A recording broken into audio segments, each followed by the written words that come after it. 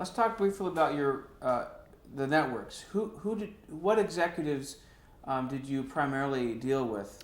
I dealt a lot with Pat Weaver, and Who became the president of NBC? right. Um,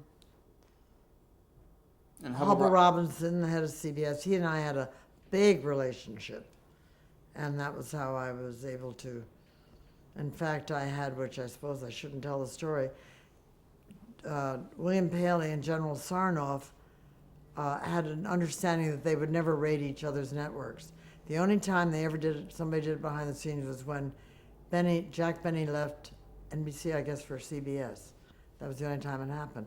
And the only other time it happened was when Hubble Robinson and I talked to him about Fred Koch, because they weren't doing good things with Fred at NBC.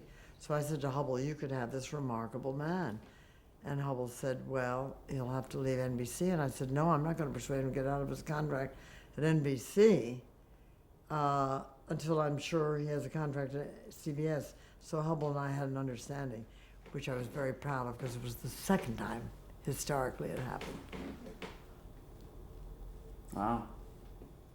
And then at that moment, I became, in '59, I met Isamu Noguchi, who became such a big part of my life for the rest of until he died 30 years ago, and Giancarlo Menotti, the great composer, who had done Amal the Night Visitor on NBC.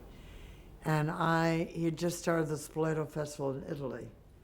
And I went there by accident. I won't waste time on that, but I went there by accident. I had been living with a painter and spending a great deal of time in Europe, and we had separated, and I had gone to Rome by myself, and I had many friends in Rome. And I went, as a result of a friend at Spoleto, I went up there and met Menotti and was entranced with him, and he was such an enormously gifted man. You know, he's one of the great composers of opera, and the festival was so exciting. So, to make a long, complicated story short, I began to represent the festival for television, and then I began to represent Menotti, and then I brought, as a director for films and television, and I brought him to the William Morris Agency. And that was one of the most wonderful meetings of my life, when Giancarlo Menotti and Abe Lasswell met each other, because they were two kings. And Mr. Lasswell didn't know that much about opera.